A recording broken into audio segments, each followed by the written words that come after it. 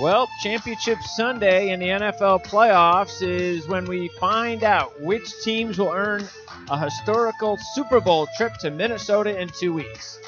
We'll take a look back at last week's divisional round games and preview both championship games with in-depth analysis, the latest trends, injury updates, odds, and of course our picks, or at least mine, as that OFN NFL preview with Tony Mejia on the Ourlads Football Radio Network starts now.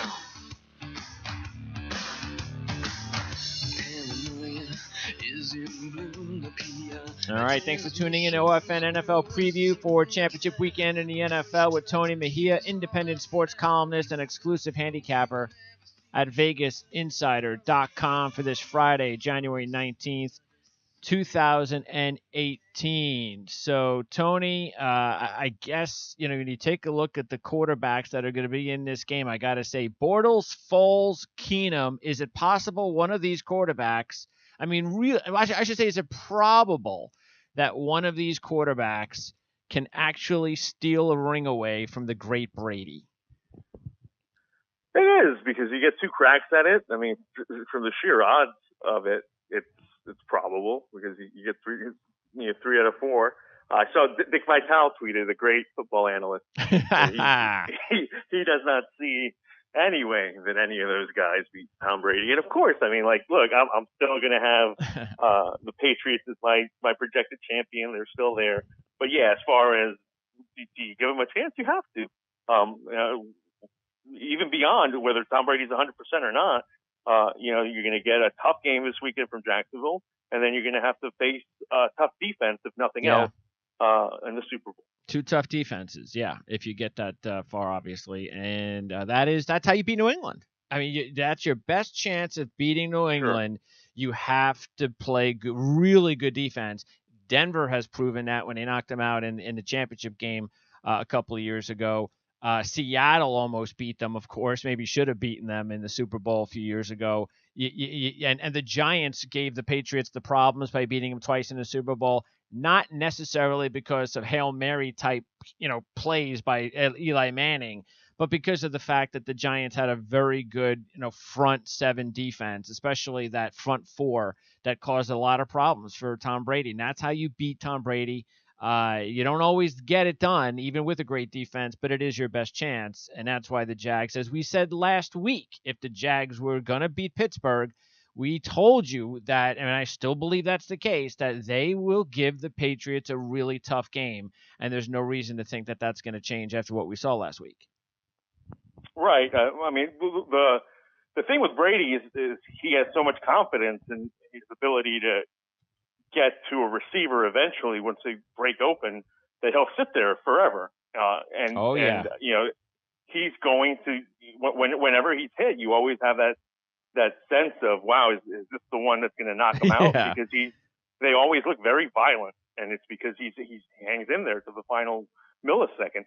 So the Jacksonville Jaguars are going to get to him. And we'll see how they survive. And what do you make of the hands? Obviously, first question today, he goes, "Oh, well, why are you wearing two gloves? I've worn them before."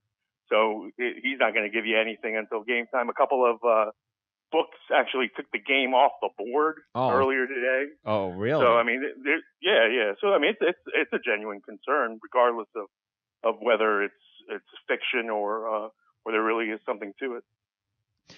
I don't know. My gut tells me, knowing Bill Belichick, that this is getting overblown. Seriously, how often have we heard about Tom Brady's issues, his injury issues, and when have it ever been a problem? Never. I've never seen it be a problem. I'm talking like a actual big problem, not like we've talked about how he doesn't really look like the old Tom Brady over these last, say, 6 to 8 weeks. Maybe there is something that has been ailing him. Maybe he hasn't been playing at 100%. Because he just hasn't had great games. It hasn't been even to win last week. Early in the game, it was like I was saying to myself early in that game, and even though they went on and scored a whole lot of points early in that game, I was going, you know what, Jacksonville can beat this team. I mean, they're just not explosive like we've seen them in the past. Yeah, I mean, and the key to it is Gronk, obviously, and it will continue to be. I've been saying that for weeks. He makes that offense look dynamic when it really isn't. And obviously Brady makes it look better than ordinary because with any other quarterback, that's what it would be. But you obviously have two of the best at their position, and they're going to find ways to do damage in this game if both are healthy.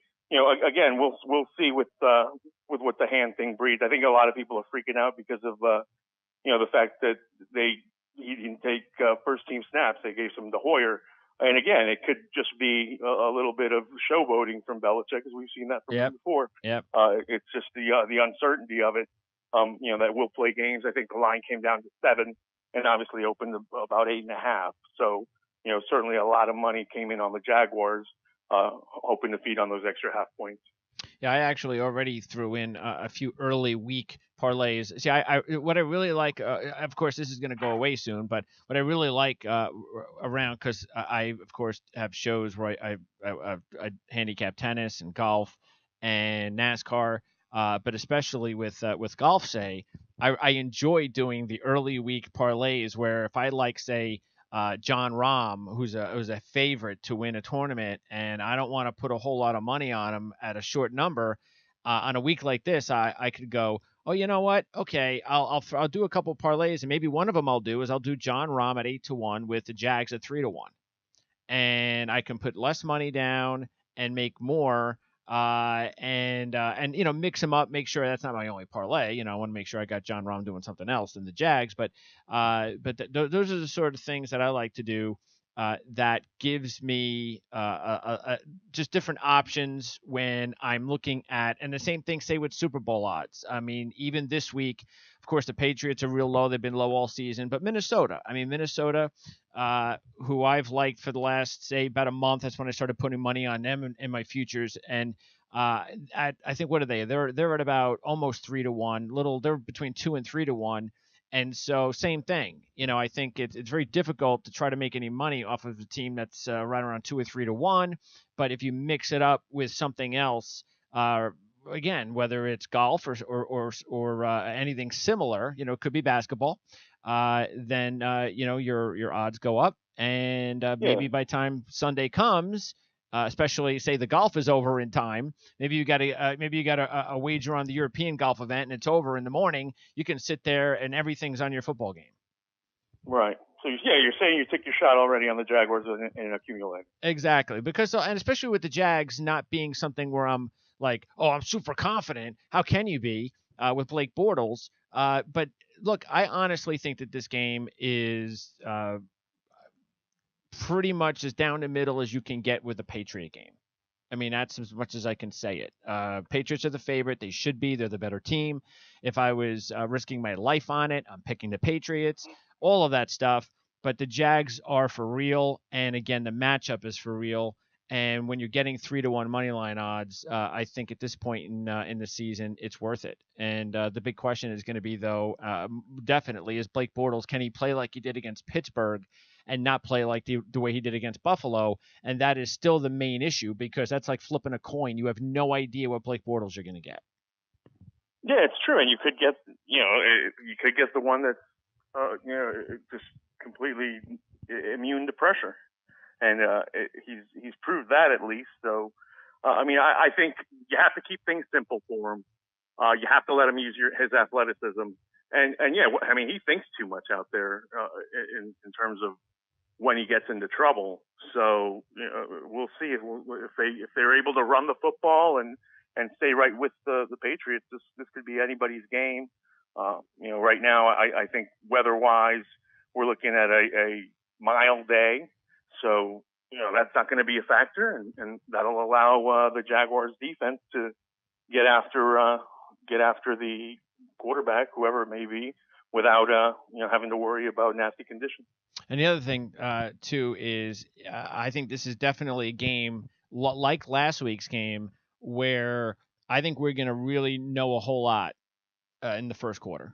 I really do. Maybe even earlier than the end of the first quarter. Because we need to see how the Jags are going to come out. Big stage, because anybody could see right after the Jags took the early lead last week that Pittsburgh was in big trouble. You could, because we all knew about everything, about all the distractions that the Steelers were going through that week, and how badly Bortles played the week before, and all that stuff. And when the Jags just quickly smacked them that fast in that game, everybody that had those concerns had to be going, especially if they had picked Pittsburgh. And now Pittsburgh really never got back to even up the odds because Jags had such, basically had the big lead, and so the odds never shrunk as much. And that's why I'm saying I don't think I even need to wait until the first quarter's over, or I may not even have to wait for the Jags to take a 7-0 lead. I think if it's midway through the first and it's still 0-0 or 3-0 either way, and I think the point spread is still in my favor, I think I'm going to be able to tell whether or not, I think the Jags can win this game. I'm going to go ahead and put some money down on them. Yeah, I mean, that's an interesting take on somebody who wants to go ahead and wait to see how Brady looks. I think you would only do that if you're interested in betting the Patriots, though. That's true. If you're in on the Jaguars, I say get in now, and then in game, if you're up 7-0, you're obviously going to be in great shape because in game they'd probably give you New England -3 at best, or so you'd be at 3.5. And so take the 7.5 now if you're in on the Jags. If you're waiting to see on the Pats, I definitely recommend seeing how that first drive goes for Brady. But it's going to be strength against strength, regardless. I mean, if the Patriots taking the field first, because the Jaguars want their defense to set the tone. So it'll be interesting to see what happens if it's the Jaguars who get the ball first. Yeah, that's why I think what I would like to see is if I like the Jags. But I'm not completely sure, and I'm willing to wait until I see the game. Then and even if I can get out of seeing the first couple of series, and I see that Blake Bortles looks okay, and it's 0-0, and the Pats are about to get the ball for the second time, and maybe New England went 3 and out or whatever. It just looked like the Jags are fine and Bortles is fine. I really think, and this is not the case, obviously, in every football game, which is why I don't really do that a whole lot. I don't concern myself a whole lot with in-game wagering, but whenever I think of these types of situations, then I think it's warranted, and I definitely believe it's warranted in this specific situation. So keep that in mind if anybody out there. Just whatever, maybe it slips your mind. Oh yeah, that's right. I can do some in-game wagering. I don't have to just think about all or nothing without knowing exactly what happens before the game begins, or get a feel for how the Jags are going to take this big game situation, and especially Blake Bortles. Yeah, a major injury, I guess, on this end, besides the Brady concern, would probably be Adrian Waddle and his knee, on that offensive line for the Patriots. If he's good to go, then they're fine because they're already playing with a few backups there.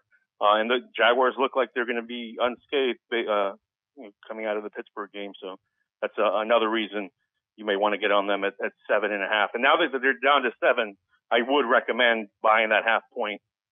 Just give yourself another out if you're back in Jacksonville. Gibson, I know he's banged up, but I will say he's in now. He is now. I will say this though.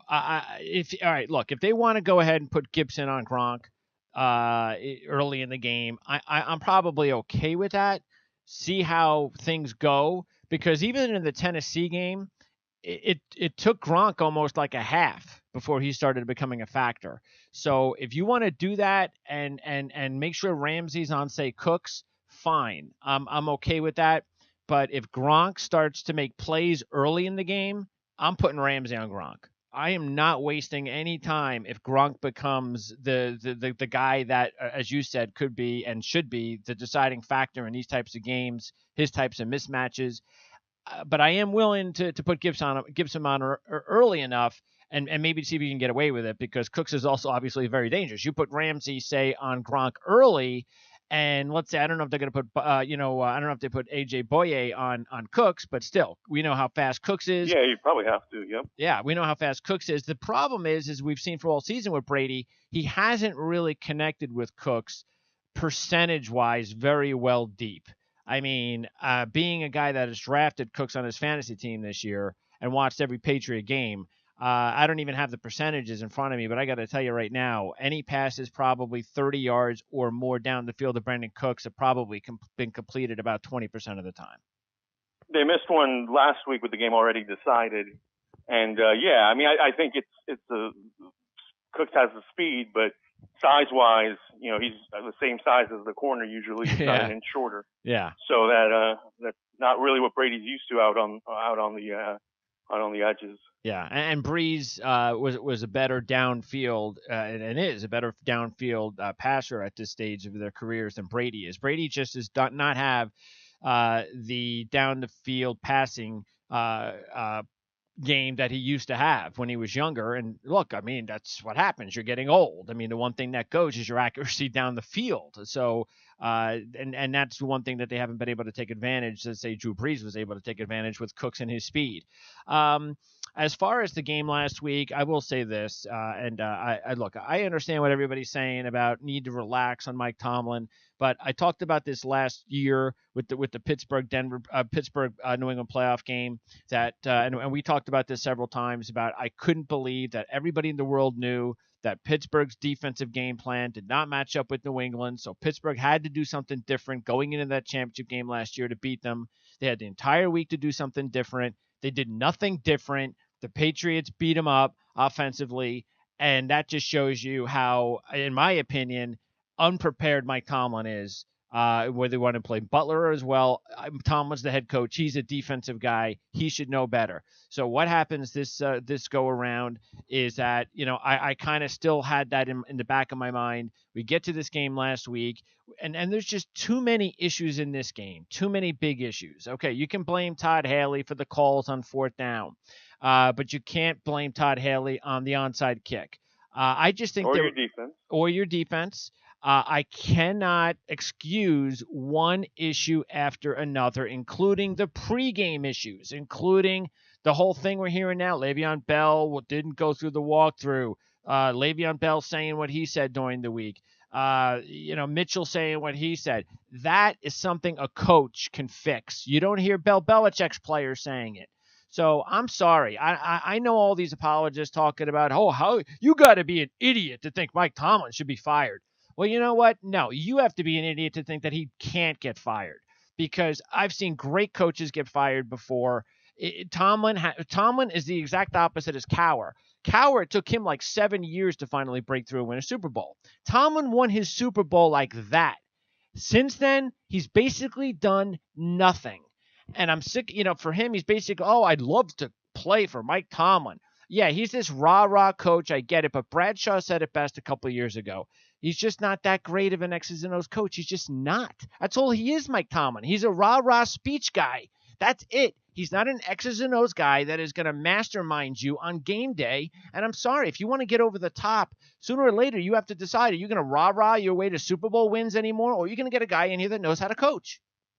Yeah, I mean, valid points. I'd be in the camp of, well, you kind of pay your dues as to losing a job like this, and you lose whether you want to call him scapegoated or not.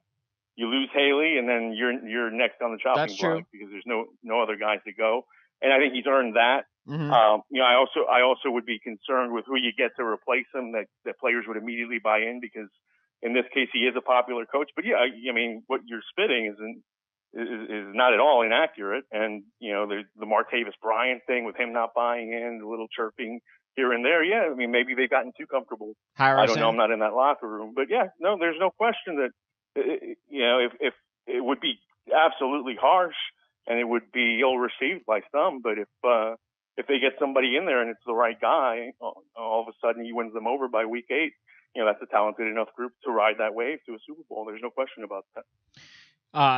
Matter of fact, it looks like I haven't heard anything, but I would think because Haley got fired, I believe Munchak interviewed for the Arizona job before Haley got fired, and then Munchak took his name out of the running for the head coaching job. So I got to believe that Munchak's possibly going to be the offensive coordinator. Wouldn't you think? Wouldn't you think that's why he's staying? Maybe. I mean, I would absolutely think that, because you he took his name out pretty quickly. And Yeah. So, and it was immediately after the Haley thing. So I would think so. And then the other thing too is look, a coordinator's job as opposed to a head coaching job, I understand, but I also got to believe part of that is Munchak's probably saying to himself, well, let me do this, and then maybe if they do get rid of Tomlin, maybe I'm the next guy.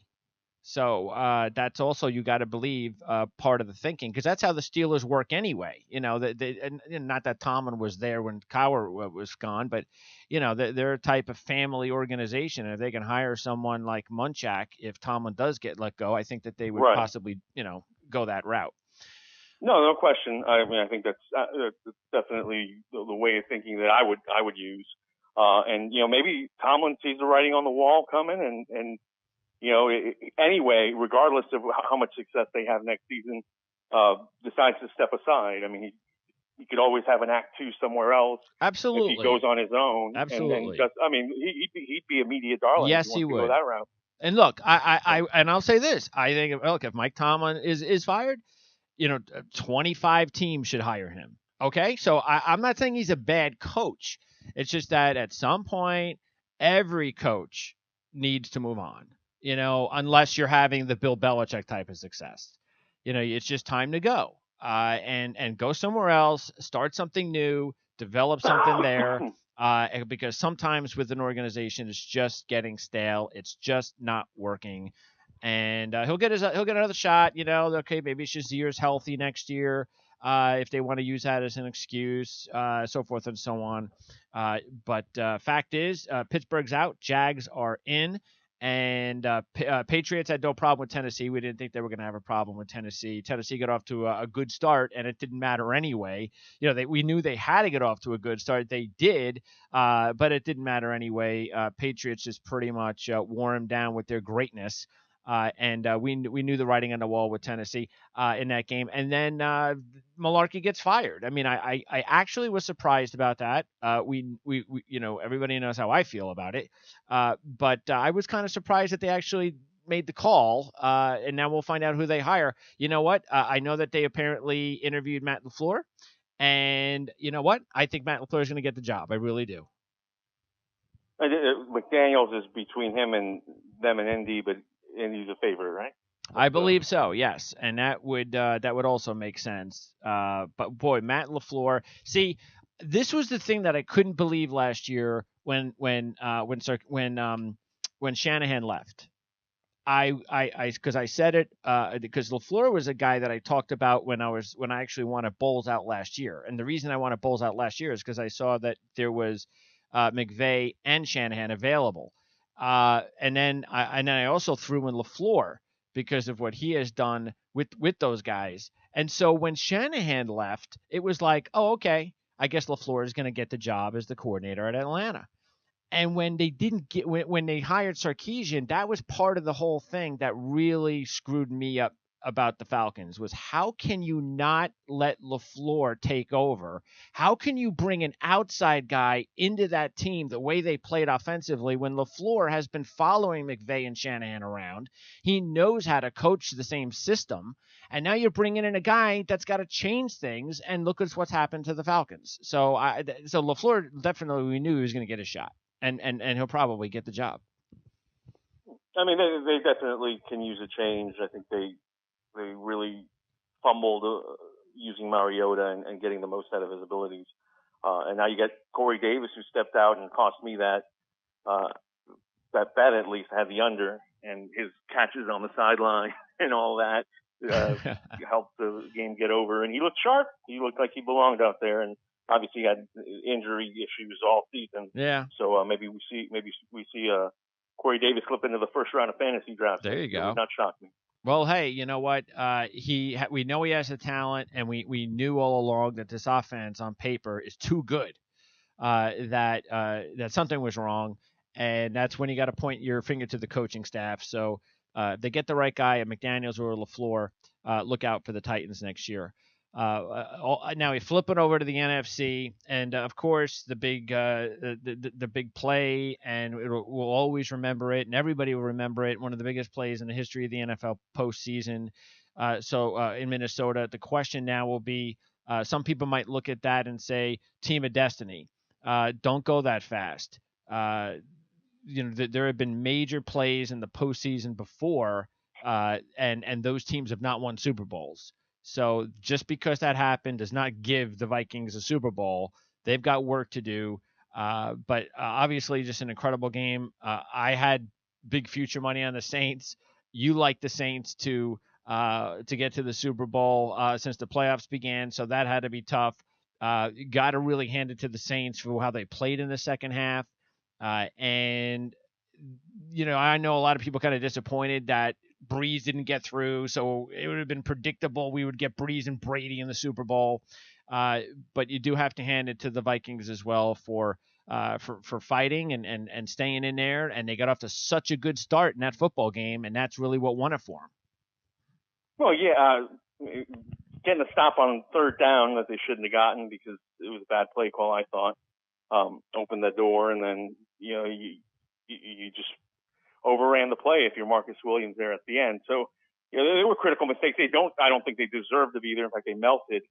But hey, now that they're there, they should be favored as they are against Philadelphia. And then, not to say team of destiny is a way to bet something that is a it's a moniker that you can put on them. But hey, they're going to host the Super Bowl. So, but yeah, obviously you don't bet on a team of destiny thing unless there's substance to it, and there is some. There is. Defense is Super Bowl defense. Yeah. Keenum getting a lot of credit for what he did. He put it out there, good throw, but clearly we should have been on the losing end of a divisional playoff. Yeah, and it's not, and at least it wasn't like they were outplayed in the game. It's sort of like when I was thinking about the Rose Bowl game, and I remember, of course, Oklahoma gets off to such a great start, and then by the time Georgia started to kind of figure out, hey, we got to stop this offense and we got to do it right. And Kirby Smart changed a few things, became more aggressive like he should have been from the get-go. And then by the time the game was tied near the end, you knew who the better team was. So I was saying to myself, boy, I kind of don't want to see Oklahoma win this game now because I really didn't mind, even though I picked Georgia, I didn't mind if Oklahoma won, being a Baker Mayfield fan and stuff. But I just said to myself, boy, if Oklahoma finds a way to win this game, and they play Alabama, they're going to lose because now Saban's got the blueprint already handed to him. Not that he necessarily needed it, but he's got it and what he's got to do to beat Mayfield. And that's what I think the Minnesota-New Orleans situation is. If it would have been one of those situations where you were like, oh yeah, New Orleans is clearly the better team. Oh, New Orleans clearly outplayed them. Then we would probably be like, you know what? Yeah, I think Philadelphia's going to beat them. But Minnesota, you could actually say Minnesota. You could say Minnesota was the better team the whole game and have an argument. You can either way. So it was an evenly played game. First half Saints, first half Vikings, second half Saints. One big play decided it, and that's why I do think Minnesota is worth saying. Yeah, I feel pretty confident that they're the better team on Sunday against the Eagles. I mean, look. Yeah, Keenum was fine. I think he missed some throws there during the Saints comeback. To me, it was more, even though it's called the Minnesota Miracle and the whiff six is my preference for what it was. Right. It was about New Orleans not closing the door. The Saints, to be a championship team this year, had to convert on third down or had to make a tackle there at the end. Simple, because that was the simple play to be made, and they had gotten themselves to that brink. They had outplayed the Vikings in the second half, which is when games are won, to the point where they should have been there. And now that they're not, you kind of hit the reset button and you look at these teams with fresh eyes, and they're two very similar teams. They're, at this point with quarterbacks that you only can trust as far as you can throw them. Yep. And defenses that, up front are stacked, and, or the Eagles have gotten strong play in the back that I didn't expect, and the Vikings have the personnel that you expect them to do great things in that back, the defensive backfield. So good game, and we'll see whether the home field and outdoors affects the Vikings. Yeah, you would. I mean, you would think. I mean, I haven't checked, but I got to imagine the Vikings have been practicing outside all week. They have not. They have not. All right, that's one of the. That's strange. That's one of the issues for to know about for this game is that they didn't trust their field. The props to Chris Thomason out there at St. Paul Pioneer Press.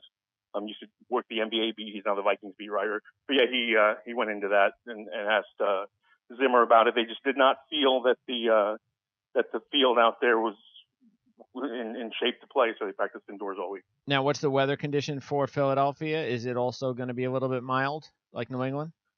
It's expected to be, yeah. It should be cold, but nothing else. Nothing. Let me check wind gusts. So go ahead. Yeah. So, but anyway, and on a flip side of saying whether a team is of destiny or not, you also shouldn't say, well, that's just, you know what, Minnesota got lucky. It was one play, and there's just no, like I was saying with Oklahoma, and there's no way I believe that the Vikings should have lost, and therefore it'll catch up to them, and they're going to lose this week, or at least whatever. You shouldn't. Right, no, that's silly and immature. You don't do that. Yeah, you shouldn't do that. You want to make money. No, don't do that either. And especially if you want to take a look at teams that in the past have had experiences where they got lucky and won games, all you got to do is take a look at the New England Patriots and the Tuck game. So teams have actually gotten breaks. We've seen it in all sorts of sports, and there are a lot of teams and individuals that get breaks in events and in the postseason where you say maybe they should have lost, or you know what, they caught a break, and it was that break after they won the championship that they look back at and say that was the game that we were able to get over.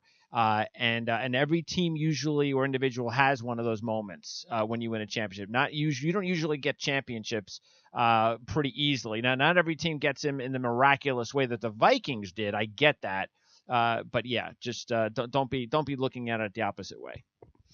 Right, and wind gusts will be a non-factor really. So a 50-degree day if the weather holds up, as the forecast says, with some even periods of sun. So, all right. That'll be it's the night game. So I mean, I'm sure at night it'll be down in the closer to the 40s. But again, no significant wind. So that at least gives the offenses in this game a fighting chance. And we'll see who steps up and plays better between Foles and Keenum, because I like Keenum in this game as far as the individual matchup based on what he's established all season. I agree. But you got Thielen not 100%. True. And that's been his security blanket. And now Stephon Diggs, who was not at 100% for most of the year, all of a sudden looks like his old electric self. And he's the game breaker that he pretended to be by making that play. That's him. It's not like that was some fluke. He just should have been tackled. But, I mean, he's the guy that you would expect would make that play. So if he's 100%, obviously, I think he is the biggest offensive weapon in this game. And, that's certainly debatable, with Ajayi and Zach Ertz on the Eagles side and, McKinnon, who looked pretty good on the Vikings side. Now, I had the Eagles as my fantasy defense this year, so I've been following them all year. And even though they did come up with a big game last week, I don't really look at that and say, okay, like you said, they play pretty well pass defense. But I look, first of all, remember we talked about Atlanta going outdoors. It was freezing in that game. You saw the cold weather comes into effect. Julio Jones was not 100%. The whole Atlanta offense was not good. We talked about that all year.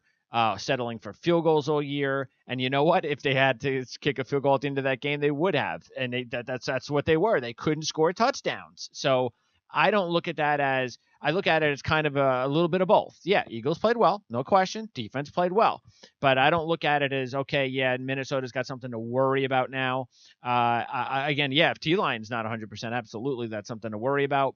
But with the weather conditions the way that they are and the way that Keenum has played this season – and you do have to take into account what happened last week in a confidence way. That when you make those sort of plays, no matter how you want to look at it, the Vikings players are going to feel confident. I don't think they're going to be overconfident, but I just think they're going to have a confidence within them that, hey, you know what? If we just keep playing hard, these things will happen. And because I do think that with Foles in there, they're a better team, the Vikings, than the Eagles. That's why I do like the Vikings in this game. Yes, I think it's a very evenly matched game, no question about it. The spread's been 3.5 all week, right? Yeah, three. 3. Okay, so it's been 3, and I think that's right on the number. So I could easily see the game being a 3-point game. I mean, but you know, at that low number, you pick the team you think's going to win. I think the Vikings are going to win the game. But I will say this, and I don't know what the odds are next year, but the odds-on favorite right now today to win next year's Super Bowl has to be Philadelphia. If they get Carson Wentz back, this team is going to be awesome. I mean, look how good they are with Nick Foles. Yeah, well, we'll see. I think if it plays out that the Patriots go on to win, they'll be the betting favorite, and then Philadelphia will be the NFC favorite. Let them take the money. That's what right. Yeah. I mean, it's what it's going to be. Yeah, sure. So, absolutely. That's just how it goes. But look, absolutely with Philadelphia, and we'll see if they can grow for the team. Look, there's no suckers at the table in the championship round. Well-coached teams. Marrone did a great job in Jacksonville. Peterson again with his ability to keep the team together after the catastrophic loss of Wentz so late in the season. And then obviously Zimmer through all the quarterback issues that his team faced. So, can he take the Vikings on the road to Philadelphia and pass that test in the outdoors and on the road? Sure. And can the Eagles walk through? I mean, to me, I think it's going to hinge on Fletcher Cox and his ability to be disruptive and stop the Vikings run game, because it's going to be low scoring, I think, either way. Yeah, I think what you definitely want to do is you want to stop the Eagles, the Vikings running game. They don't have an explosive running game, but you want to make Case Keenum beat you. You don't want to have to worry about play action. You don't want to have to worry about the running game, right. And that's what the Eagles can do. I mean, the Eagles can do that, and if they do that and they make Case Keenum basically try to have to constantly throw the ball, then what happened in the Saint game, he'll make a mistake, which really was the mistake that did open up the door. When you have a 2-score lead, you do not throw the ball up for grabs. Right, that's absolutely true. Yeah, he went from potential GOAT, because that would have been that's right. pointed out, and to it never happened. Because I honestly I didn't remember it until you just mentioned it. Yeah, obviously that opened the door. Yeah, that play. Yeah, so that's what you want to do. And look, Schwartz knows what he's doing on defense. They're gonna blitz. They're going to pick their spots as always. Brandon Graham's a heck of a player, but Fletcher Cox is, like you said, is definitely the guy up the middle where the Vikings want to run the football. And I think the Eagles can win that battle. So that's going to be huge. But I also like the fact that I think now that the Vikings have had an opportunity to watch Foles play. They've seen the film, and I'm not talking about the Foles from 2 or 3 weeks ago. Remember, we talked about the 2-week preparation that Peterson was going to have. What am I going to be able to do to make Nick Foles run this offense, not Nick Foles take over for a Carson Wentz run offense? So he had 2 weeks to figure that out. Now he's got 1 week, but yet Zimmer now can take a look at the film. He knows Peterson can't, go crazy with stuff, and why would he anyway? It worked last week, so I'm going to go with that pretty similar type of game plan. And the game plan was a lot of short passes. So you got to believe that Zimmer is going to just force Foles to beat him deep. And that's what you have to do. You have to see, if you beat me deep, you beat me deep. But I got to believe that he is just going to be a very aggressive defense and try to take away all those short passes and disrupt the lanes. And look, the Vikings, as good as Atlanta's defense has been, and they have had a very, very good season, Vikings' defense is just better. Oh, absolutely. With 2.24 seconds snap to release for Foles, 23 to 30 in the game against the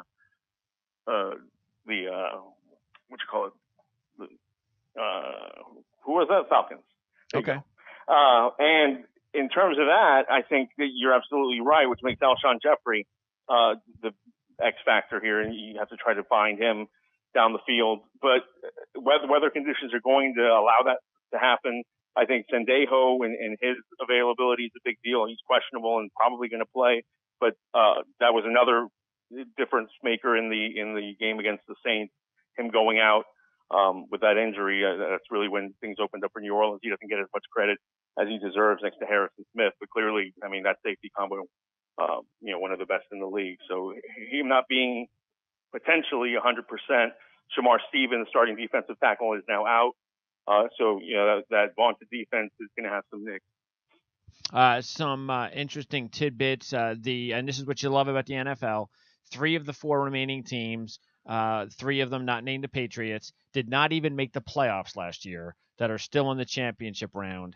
The two of those teams, the Eagles and the Jags, were in last place last season, and the last team to go from last to first in their division in the same season or the very next season, and then go on to win the Super Bowl that year were the New Orleans Saints back in 2009. Something the Jags and the Eagles are looking to do. Eagles are 3-0 all time in the postseason against the Vikings. And here's the trend that is the biggest trend of the week. The home team has won 8 straight championship games. So that is now whether or not that happens or not here, we will see. One team's a favorite, one team's a dog.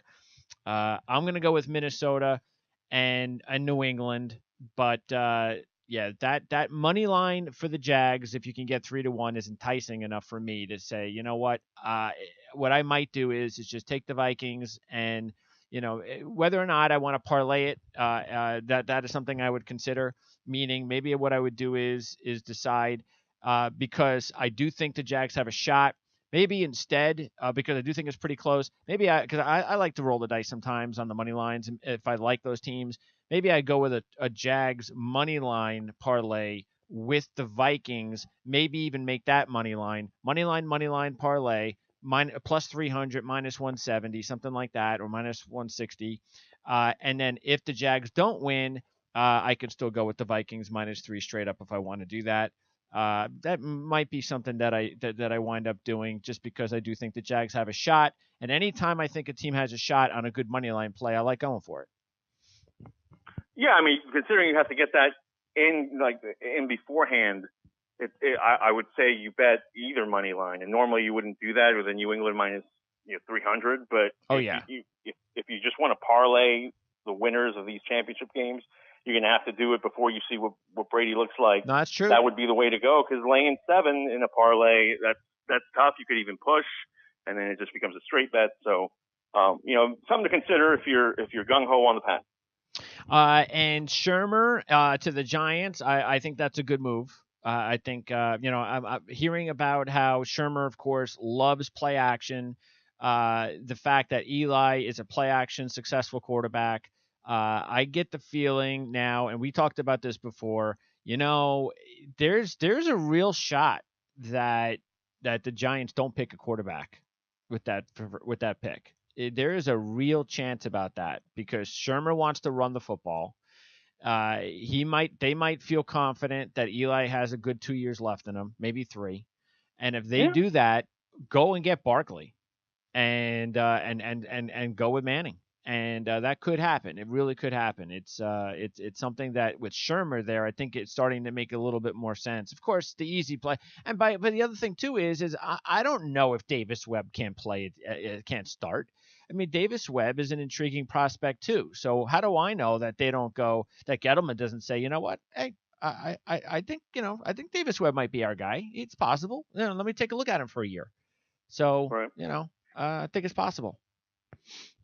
Yeah, they might not go any route in terms of quarterback. That's absolutely true, because if Eli can better make use of his ability to read stuff pre-snap like his brother did in his waning years, then he's got the playmakers that are going to make life easy for him, especially if you can add a Barkley.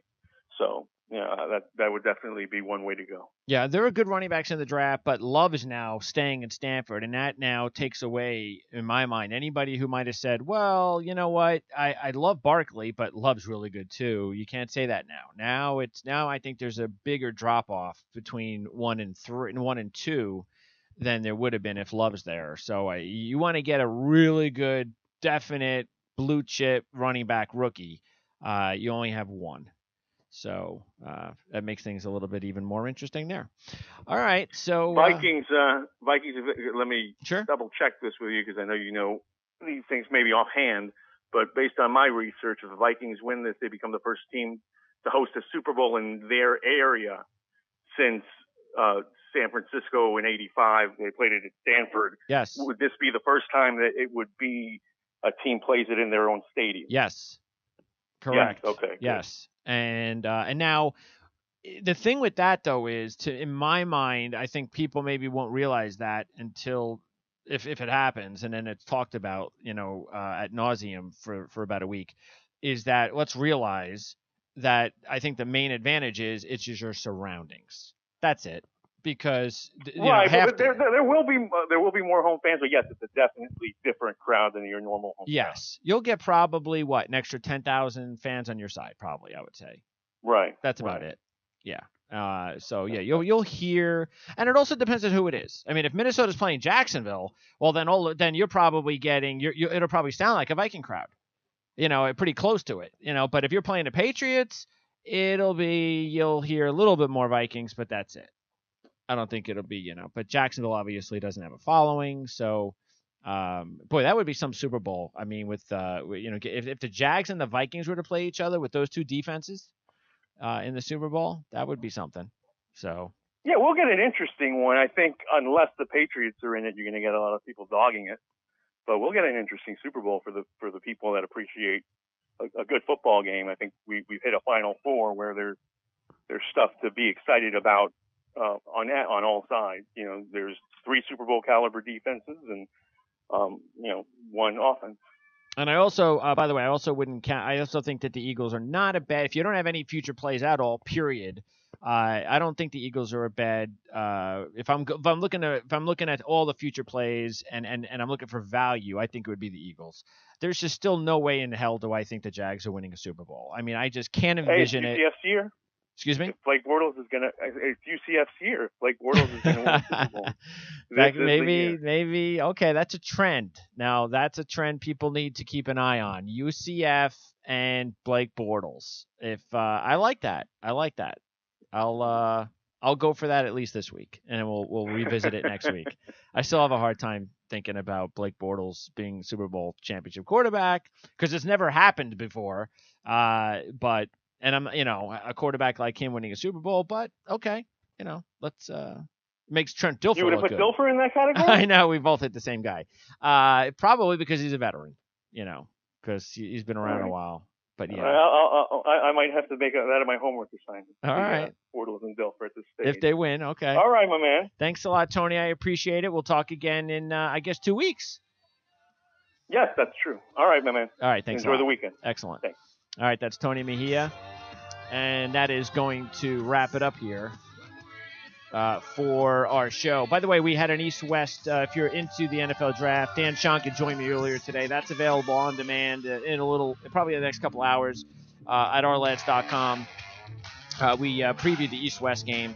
And also, again, as I said last week, we've got more tennis predictions for the next week at the Australian Open. That's available on demand at primesportsnetwork.com. And don't forget, all the way through to the NFL draft, Dan Shonka from Our Lads, the big scout of the NFL, is going to join me every week on Our Lads Guide to the 2018 NFL Draft. So if you're a big draft guy, a lot of free agency content and programs and a lot of draft talk right here on the Our Lads Football Radio Network and over at ourlads.com. So for Tony Mejia, I'm Greg DePalma. Thanks for tuning in to OFN NFL Preview on the Our Lads Football Radio Network. We'll see you next time.